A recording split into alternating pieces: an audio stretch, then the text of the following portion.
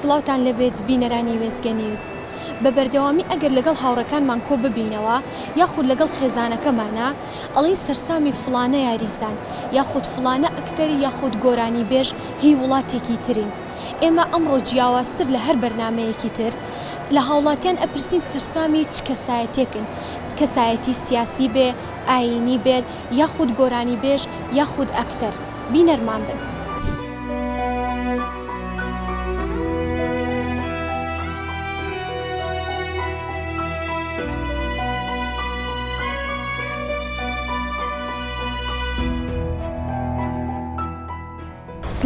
سڵاو تۆشگیانەکەم بەخێر بن. خاتونگیان بابزانین سەرسامی چ کەسایەتێکی کوردستانی ئێمە بە بەردەوامی ئەڵێن سەرسامی کەسایەتە جیهانیەکانین یان وڵاتانی دەرەوەین. بابزانین لە کوردستان سەرسامی کەیت کە لە کوردستانیشە کەسانی زۆر باشمان هەیە. بەخسرەتە بەخێرتانەکەم ئەزتان کێشە خێر بن سەرچاو وەکو سەرسامبوون وەکو بەڕێزی شەوتێ با ئەمەدایم چاڵە دەرەوە نەکەین و ئەومان نەبێ بڵێنەها لەناو وڵاتانی ترا ئەم کەسایەتیانمە ناو خۆمانە کەسایەتی زۆر جوان و زۆر دیارمان هەیە کە سوودێکی زۆر باشیانگەیانەوە بە کۆمەڵگاکەمان. بۆ منێکی لەوانە حاجی کاروانە کە چکەلەوەی کە بانکخوازە کە دینی ئیسلامەکەمان زۆر بە پاکی و بە جوانی و بە ئاسانی پێ ئەگەێنێت لەگەڵەوەشە خێری بەردەوام خێرێکی زۆر ئەکات. یەکێک لەو ئیشە گرنگانێکی کە ئەوەیە کە ئەو مناڵان جوانانەی کە بە بێ دایک و باوکن بەیتی بە هۆکار لە هۆکارەکان بێ دایک و باوک ئەبن ئەم ئەبێت بە خاوەنیان بە باوکیانەوێ بە کەسوکاریان ئەیبینین ڕۆژان لە پێیجەکەی خۆی لە ژیانی ڕۆژانەیە کە چ یارمەتێکی خەڵگایەت و چەند ئیسفادێکی باشی هەیە بۆ خەڵک. دەرونگێژانمان هەیە ئەویش گەنجێکی زۆر بەهرەمەند و زۆر باشە توانین بڵێن ئەو بەشەی کە پێی دراوە ئەو دەسەڵاتی کە هەیە لێبواری پێشکەشکاریە بۆ ئیسفادەگەیان بە خەڵک بەکاری ئەهێنێت.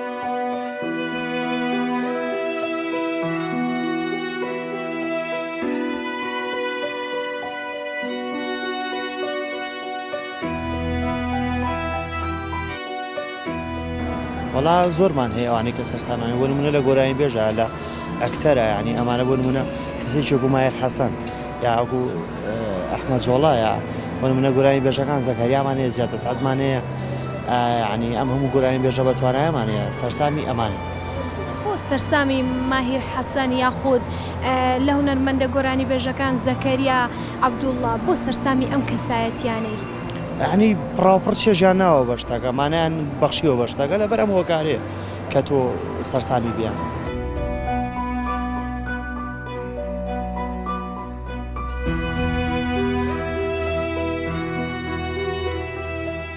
کچە جوان بزانم سەرسامی چ کەسایەتێکی کوردستانی؟ مەلافایەق مەلایەکی زۆر باش هەوڵەدە کەوا کەسەکانمان بەرەو پێشەوە بڕۆ موسڵمان زیاتر بێت بۆ ئەوەی بەرەو قیامەت بتوانین شتێک بکەین کەوا بچینە بەهەشتەوە کەسەکانمان بتوانن شتێک بکەن بەرەو پێش بچین. واتە ئەو جلەی ئێستا هەیە زۆرینەی بەلای ئایپاد و مۆبایللا دەڕۆن بتوانین نەوەی داهاتومان زۆر باش بگەینین بۆ ئەوەی بەلای موسڵمانیەتیا بڕۆن و ئیسلام بن ینی ئیسلام.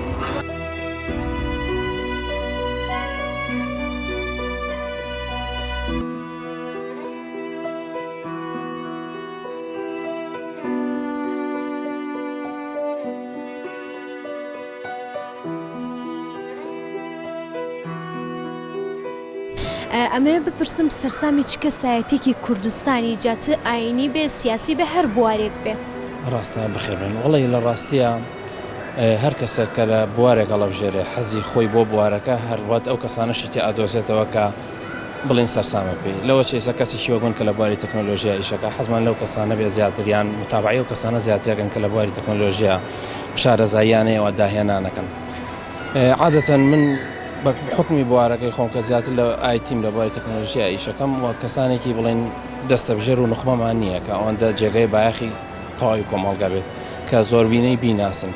بەڵام وەکو نووسەرەکان ئەتوانم بڵێم معجبی نووسەرەکان بەڕاستی بەختیار عەلی، شێرزاد حەسەن، فاروق ڕەفیق زیاتر من لەو بوارەیە ئەگەر دەستنیشانی بکەین کە من ئەخوێنمەوە خۆم حەزم لە کتێب و شتیوا بێ لەو بوارە زیاتر.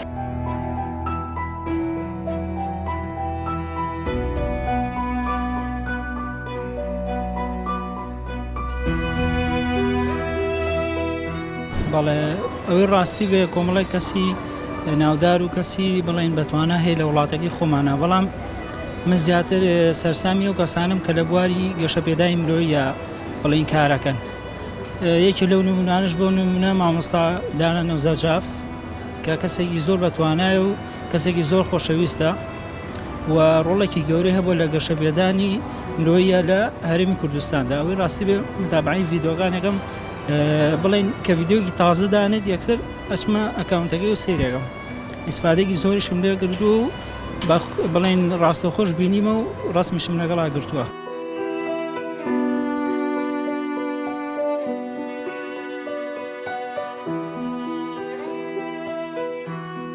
ئەوەی گوێبیستی بوون ڕای بەشێک لە هاوڵاتیان بوو سەبارەت بەوەی سەرسامی چ کەسایەتێکن لە کوردستان ڕای هەر یەکەیان جیاواز بوو بەڵام پێویستە ئێمەش بە بەردەوامی کۆمەڵە کەسی باش لەبیر نەکەین بەردەوام ناویان بهێنرێت بۆ ئەوەی باشیەکان زیاد ببن لە کۆمەڵگادا تا بەرنامەیەکی تر و تەوەرێکی تر بەخواتان ئەسپێرم خواتان لەگەڵ.